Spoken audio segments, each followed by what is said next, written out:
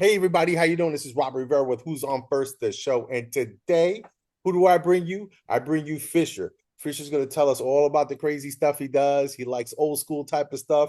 As you can see in his background, he's got some baseball bats. He's going to share with us his love of the game. So go ahead, introduce yourself, Fisher. What's up, guys? My name is Fisher Polydoroff. I'm a 19-year-old knuckleball pitcher in the Savannah Bananas organization. But most importantly, the reason why we're here today to talk about baseball, I play a vintage baseball character on the mound. I dress up um, like a 1900s baseball player, a time traveler, and I go through all the old windup like Bob Feller, and I throw knuckleballs and do all sorts of funky stuff on the mound, like a reincarnated Satchel Paige. So I'm a baseball historian. I'm a baseball aficionado, and I just love the game. I love the classic feel of America's pastime, and I'm excited to show you guys some of the cool stuff that I have in my collection. Okay. I mean, so where did you get the love of the game? I grew up playing soccer actually, and I didn't start playing baseball until I was 8 or 9 years old. But I fell deeply in love with the game. I was a big reader growing up. I loved to read books, and I would go down to the public library and I would check out all the baseball books that I could find. And for I don't know 4 or 5 years straight, I would just go to the public library and bring home these biographies of MLB legends and the history of the game. So I became well versed on the history of from all the way from their mid 1800s to the present game. I just love baseball. I love everything that it represents in America, and I love the history of it more. Okay. So, I mean, looking at all the reading and all that stuff, like if you had, let's say, a round table and you can bring back, let's go with nine. I'm gonna go with nine. Got nine players, 9 innings, 9 players. Yeah, 9 players you would bring back so you could sit down at the round table and just you could talk to them. Who would you bring back? Give me that's those nine. that's a good question. I bring back Honus Wagner and Ty Cobb first, and I'd make them sit next to each other. Because they were rivals back in the early 1900s. I'm a huge fan of Wagner and Cobb. I'd bring back Christy Mathewson and Walter Johnson, two dead ball era pitchers. I would love to pick their brain on just those four guys for sure. I'm a huge fan of the turn of the century. Early 1900s to the 1920s. I feel like those guys. There's a lot of legends that became Hall of Famers in the first inaugural class. I would also bring back definitely a couple knuckleballers because I'm a knuckleballer myself. I'd want to talk to Phil Necro. I never got the chance to meet him. I'd want to talk to Hoyt Wilhelm, and I think I'd bring along Eddie Saccade from the 1919 Black Sox scandal, and then one other player I'd want to meet. I feel like I gotta go with a classic choice because I wouldn't miss out on the opportunity to talk to the Babe. So I'd bring back Babe Ruth. It's funny. I was just thinking. I was like, he's gonna bring back the babe. I know he's gonna do Oh yeah. it. You gotta bring back the babe. You gotta have a beer with the babe, right? Oh my gosh, no, he would be. I feel like he'd be such a booming personality at the table. He would get all the other guys out of their comfort zones, and I'm sure he'd be at least 15 beers deep at the end of the night too. So yeah, he'd be really good company. Now, so now you talk about you're a knuckleball pitcher. I mean, can you Uh, explain how the knuckleball is actually thrown? Yeah, so I grip it with two fingers right behind the horseshoe of the baseball, and the knuckleball has been a pitch ever since the early 1900s. Eddie Saccade was one of the first players to throw it, actually, which is why I'd want to bring him to our baseball dinner. But it's an unpredictable pitch. It's the physics behind the pitch basically. They move the ball in unpredictable ways. I could throw the ball, a knuckleball down the middle, and it's not going to end up in the same place twice. It's a trick pitch. It's been around in baseball for hundreds of years, and no one's figured out how to manipulate it where exactly you want it to go. But it's been a devastating pitch. There's been a lot of guys in MLB history that have dominated with it. And I myself learned the pitch from 2020 or 2012 Cy Young Award R.A. Dickey. My dad was worked with R.A. Dickey for a little bit, and I spent some time with him down in spring training when I was about 9 years old, and he taught me the pitch. We threw together for a couple days, and that was what sparked my love for it. So no better guy to teach you the knuckleball than a guy that won a Cy Young with it. Now you talk about the knuckleball pitch and pitching a knuckleball. I mean that little club of knuckleball pitchers, it's a small little club. I mean, Oh yeah, but that's one of those things that's like a specialty. Not only you're a pitcher, but then you specialize in a special pitch. I mean, what's the one exactly. thing that has fascinated with you? Something that you've learned that you go, oh wow, I didn't. That's one of the things because I remember very important to keep your nails filed. Oh yes, yeah. I actually have I have a nail filer right here on my desk. I'm always manicuring my nails. It's a big part of having and maintaining a good knuckleball. Um, because the you don't want any variables, with your fingernails. They gotta be cut straight and fine tuned all the time. But there's a lot of cool things that I've learned about the knuckleball through the years that I've been throwing it. There's like a society of it's like a Jedi society of knuckleball pitchers called Knuckleball Nation. It's run by a guy named Chris Nolan who's been throwing the knuckleball for years now, and it's been full of resources for young knuckleball pitchers to come and learn about a trick pitch that's dying. So there's yeah, it's a very tight knit community, like you said. Okay. So now you had spent some time with the bananas you had said. Tell me some Mm-hmm. stuff that you did with the bananas. So I played for the Visitors. It's like a fifth developmental team in Banana Ball to see who who will be on the world tour for the next year. And I was originally a third baseman in college. I had a really good high school career. I was a third baseman, second baseman, and then I went off to Weatherford College. And growing up, I had always thrown the knuckleball and summer ball, and it got really good. So Weatherford puts me in. I was not a pitcher in college at all, but they put me in the 10th inning, and I struck out. I retired this side, top of the 10th inning to win the game. It was just a random moment where we needed an extra guy, and I threw nine knuckleballs and only one fastball, and I realized that I could do this for a career in the Savannah Bananas with all the other stuff that I do. I speak three languages. I speak Spanish and Portuguese. I play 10 different instruments. If you couldn't tell by the background, but I just had a lot more to offer to the game, and I wanted to shed light on the vintage style of playing baseball, the batting stances. I love doing stance impressions. I love the old like the feel of just an old baseball bat, like we've got here back in the background, and the old baseball gloves too, like uh, like the ones that I use on the mound. They're all time period accurate. This one's from 1948, and it's a beautiful brown glove. So Wilson actually too. But yeah, I really wanted to use my love for vintage baseball to kind of bring it back into the sport, however I could. And being a vintage knuckleball pitcher for the Savannah Bananas seemed like just the dream gig, and I'm blessed that I got that opportunity this summer. Okay, all right. So I mean, what do you have there? I see you pulled out that one glove. You got any other stuff? Explain some of that stuff you got there. Of course. So I also have one of the stories that I wanted to tell was my one of my favorite catchers in MLB history was John Roseboro. This is a John Roseboro model mitt. You can kind of see it on there.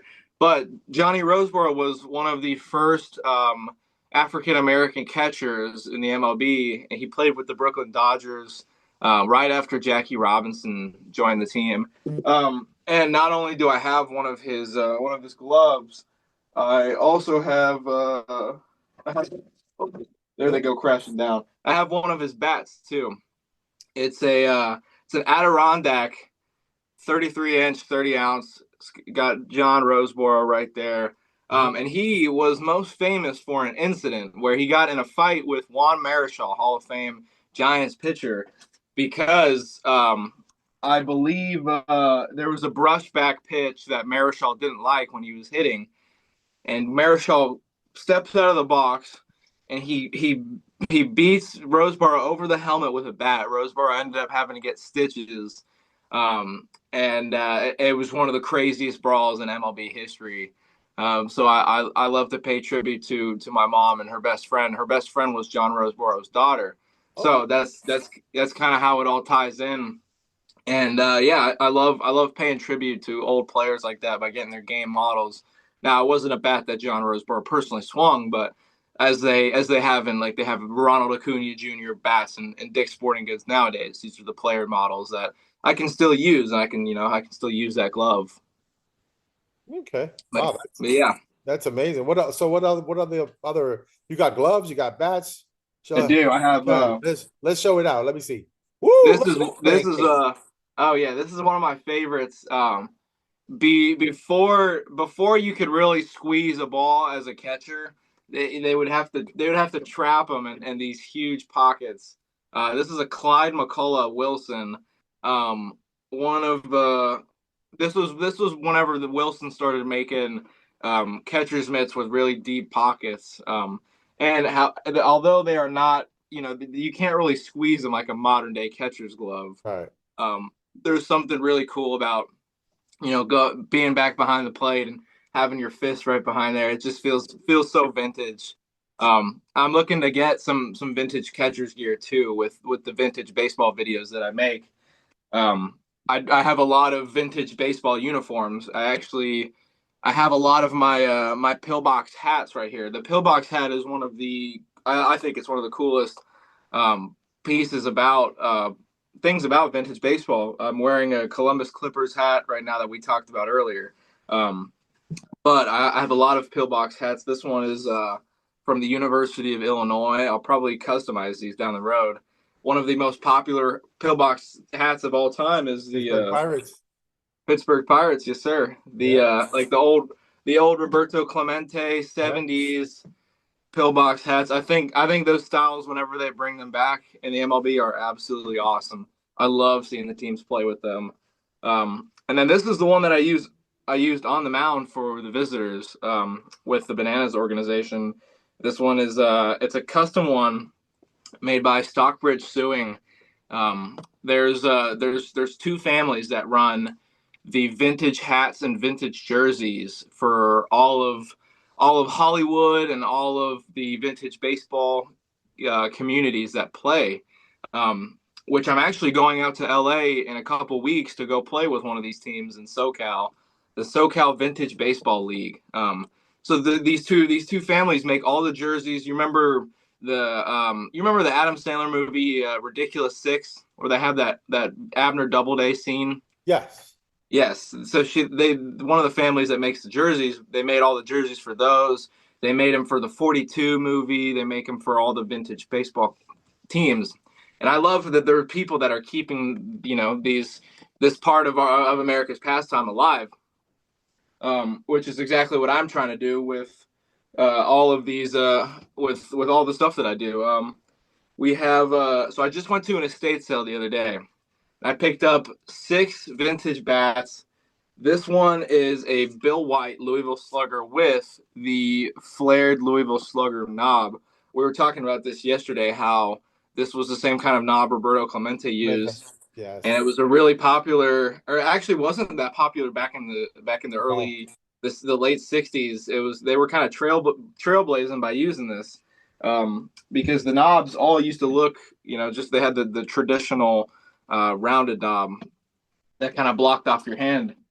But whenever I was hitting in college and high school, I always used to love a flared knob like this. So a find of these bats in such pristine condition is really cool. We have um, the guy that I got them from played at Texas Tech, and if you can see right here, it says Texas Tech on there. Um, and this is another one with a flare knob. I don't know how I found these. I don't know why they were magically placed in my hands, but these I usually go if I have a video that I want to do with a vintage bat. Um, so like I wanted to get a Roberto Clemente bat for my tryout in Kansas City for the Bananas, and I ordered one off eBay. They're actually not that expensive. They're like 40 to $50. A lot of people think that they are like, oh, it's a vintage bat that from the 60s. Like it's got to be $150. But they're actually not that expensive. I have a bunch of Harmon Killebrew bats. Harmon Killebrew is one of my favorite players of all time. The Washington Senators first baseman, and I love paying tribute to him. I have two of his bats, game model, and then two of his game model gloves. But Harvey Killebrew is one of my favorites of all time. This right here is a Rod Carew. Um, let's see where. Yeah, there it is. I say it. It's a Rod Carew game model. Hillerich and Bradsby. I love whenever they used to put Hillerich and Bradsby. I'm a huge Louisville Slugger fan. Um, and then a quick little anecdote that I told you last night: the Roberto Clemente wax figure in Louisville. Whenever we played in Louisville, we sold out the Louisville Bat Stadium 3 nights in a row. We played in front of 42,000 people against the Party Animals at Banana Wow. Ball. And I went to the Louisville Slugger Museum, and at that time I had broken Roberto Clemente's bat in practice, and I made a video with his wax figure, kind of apologizing to him, and it was a very cool full circle moment because I'm such a huge Roberto Clemente fan. Um, and then this is the game model bat that I'm actually swinging right now, which is why I have the old timey cross tape right there. This is a Louisville Slugger leader model. It's a Ted Williams model bat. Ted Williams, one of my favorite players of all time. He is. I love the way that the Splendid Splinter could swing the bat. One of I while others were watching hitting videos on YouTube and TikTok, I was reading the Ted Williams book of hitting. Okay. I love that book. I love everything that he had to offer in terms of a hitting mind. And then we have a Rick Allen Louisville Slugger bat. This one is it's a very pristine condition. It almost looks like it's fresh off the shelf. So I'll definitely be using this one for my vintage baseball videos. Um, and then this one, I feel like this one is the coolest bat that I found yesterday. We have a this not only is the finish on this one just beautiful, it looks like one of those like really old timey bats. It's a Pete Rose model. Um, let's see, it's a Pete Rose model, and it has Texas Tech engraved there. So I'll bet the Tech players back in this looks like about the 60s or 70s were swinging the Pete Rose model. Right. Um, Pete Rose was one of my favorite players of all time too. I believe he should be a bona fide Hall of Famer. Not the best human being, but one of the best hitters of all time. Undoubtedly, you can't teach that level of hitting that Pete Rose had. I loved how gritty he was on the ball field. And one of the first team that I ever really supported was the Reds growing up because of the rich history. They were the oldest team in the MLB, so of course they were my favorite team growing up reading all these history books and the vintage baseball. And then this is the last one right here. One of my favorite, I guess, semi-modern players is Mark McGwire. Mark McGwire, I always wore 25. I wore 25 in college and growing up in youth baseball because I loved Mark McGwire. I loved Barry Bonds. I was a home run hitter growing up, and I tried to emulate a little bit of my mechanics based off Mark McGwire. So this is the Big Stick Rawlings, um, and yeah, no, this is it's a 34 drop two, so it's the same model that he swung. Definitely a log. But yeah, those are the vintage baseball bats that I picked up yesterday. I knew I definitely had to showcase them on a vintage baseball show. I love it. That's amazing. I actually have a funny little thing. I had a buddy of mine, he loves Mark McGwire. So Uh, one year I turned around and I said, well, Mark McGwire, what year did you? So he goes, I like juicy McGwire. I don't like skinny McGwire. I like juicy, big, juicy, hitting yeah, home runs on a check swing McGwire. And I'm like, oh my Lord. yeah, no, he was whenever he got on the Wheaties box in 1998 or 1999, I have one of the Wheaties box. One of my superstitions growing up was before every game, I would take one of the Wheaties, one of the really old Wheaties from like 20 years ago, and I would eat it before the game for good luck. I'm a huge McGuire fan. Um, something being a hitting guy. I'm a pitcher and utility guy for the Bananas. But in my high school and college days, I was a real power hitter before I started having to hit like I was from 1950 with no batting gloves and 70-year-old bats. But Mark McGuire, yeah, I'm just a huge fan. I played first base in college, wore number 25. So yeah, he's definitely one of my favorite players. Okay. I mean, so who do you like today? Guys that are somebody's playing right now at this Yeah, point. Who's your guy that you're like, yeah, that's my guy. I like him. I'm a big hitting dude, and I like players based off their swings. I think if a player's got a sweet swing, that I could watch him hit all day. Like I'll turn on the Braves game to watch Marcell Ozuna hit. I love Marcell Ozuna. Um, I don't know what it is about his swing, but it's unorthodox. It's unconventional. It's very cool. I love Nick Castellanos too. Um, I love the way that Nick Castellanos. I love his swing. I love his personality too. I would say Yasmani Grandal. I like Yasmani Grandal. I love Matt Waldron for the Padres too because he's a knuckleball pitcher. And yeah, you're gonna hate this, but I'm actually a Red Sox fan because of Wakefield. I was born in Bridgeport, Connecticut, though, so Mm. I am a Yankee at heart. Not a New York Yankee. Definitely not. But I'm from Bridgeport, and then the funny thing is, we moved from Bridgeport to Greenville, South Carolina, where the Greenville Drive played, the Double A of the Red Sox. So it kind of just fit to be a Red Sox fan. That's good. I like. I'm a big Poppy guy. I like Big Poppy guy. Oh yeah. I'm trying to think. Veritek. Oh yeah, love Veritek. He was one of my favorite guys, but I like the Yankees. I like baseball. Period. Um, Yeah. I've been a little upset with the MLB since 1994 when they went Uh, on strike and they canceled the World Series. So I'm still, yes, people, yes, I can hold a grudge. I'm probably gonna hold it to the day I die. But when you cancel the World Series, it's kind of yeah. it's a both side type of deal. So, but I like the Yankees. I'm a big Derek Jeter. Oh I yeah. I like the stuff that he did. He's a no nonsense. Let's get this done. Let's not do too much of the talking. More Uh, acting than talking. That's me. I talk too much for me. I can't really mess with you too much. yeah. David Cohn, the old David Cohn. Oh yeah. I was a big Dave Rigetti guy back in Uh-huh. the 70s. Thurman Munson, Oh yeah. trying to Don Mattingly was always one of my favorite guys. He's been avoiding me, but one day I'm gonna get you, Don. You're gonna give me a we're gonna get a picture. As far as baseball players, Goose Gossage was another Oh my guy. gosh. I got to bump in. I met Goose Gossage in 2019.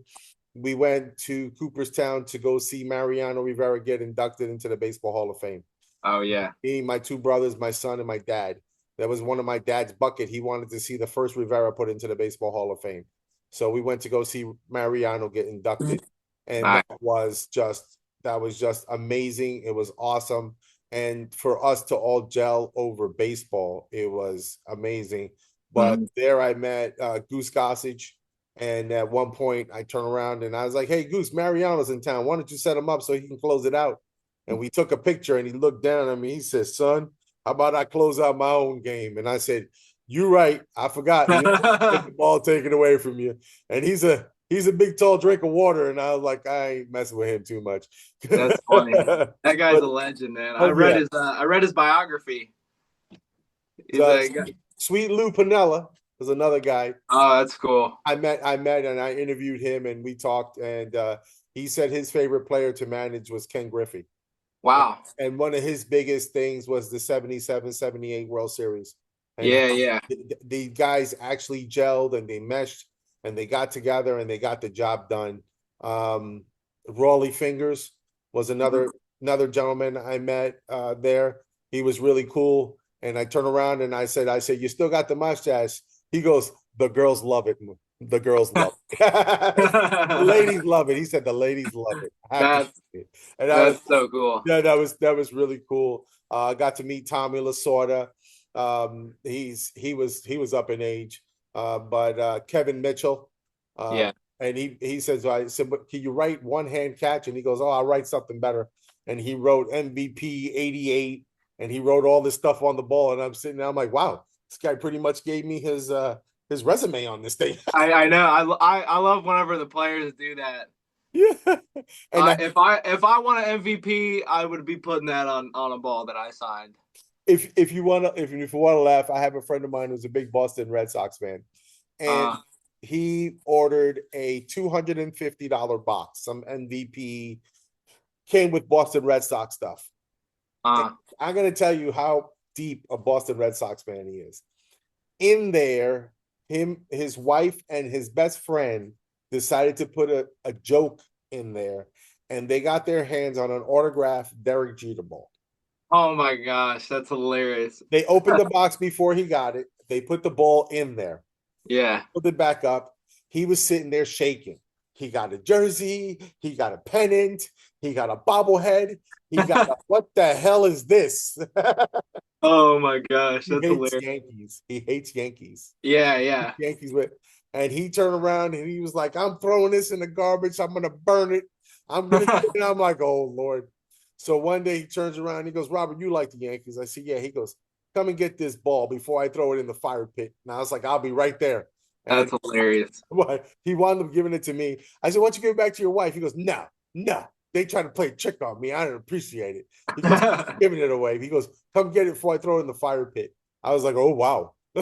Yeah, even though Derek Jeter was a class act dude, like Red Sox fans, that we can't mess with Yankees. We can't, and I see even the modern Boston guys. Who's their right fielder now? I can't think of Darren it. Duran. Duran. So Mhm. Duran was signing jerseys, right? And he was signing hats, and in the middle of it, they threw a Yankee hat in it, and he picked it up and he looked at it and he put it back down and he looked at the guy and he goes, "Are you serious?" So he kept on signing the Boston Red Sox hat, and they said, "No, we want you to sign that one." And he goes, "You want me to sign it?" Because they said, "Yeah." He goes, "You're really serious?" They're like, "Yeah." All right. He picks up the Yankee. He puts a circle around the NY, puts a line through it, back Oh my and forth, gosh. and then on the bottom he wrote "Go Sox," and then he threw it back at him. He goes, "There you go, it's signed." And he kept on signing, and I was just like, That's hilarious. I was like, good for you, good for you. Yeah, that is pretty cool. It's the same thing when they give Jeter a Boston hat. He's like, "Yeah, I can't wear Oh it." yeah, He's like, I can't wear that. Or the one time that Big Papi gave him the cowboy hat. I They said, remember "Put that. that Yeah. on." He said, "No, Yankees don't wear cowboy hats," and he put it to the side. He goes, "Yeah, that's nice." And I said, "That's my boy. He's tried in blue. He's a Yankee for life, and Yeah. he can't do certain things." Say But what you want about Derek Jeter's defensive, mishaps. I think he's one of the greatest representations of what a Yankee is. Even though I'm a Sox fan, like I still I'm a baseball history dude. I love like the Yankees are tried and true. Like I love the no facial hair stuff. Even though it's gone now, I think it's just like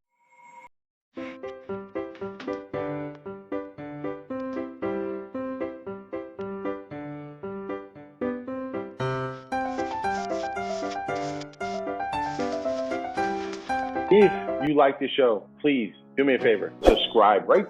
You see it? It's right there. Subscribe, share, like, and don't forget, put that bell on. It'll ding you when I put something else on, all right?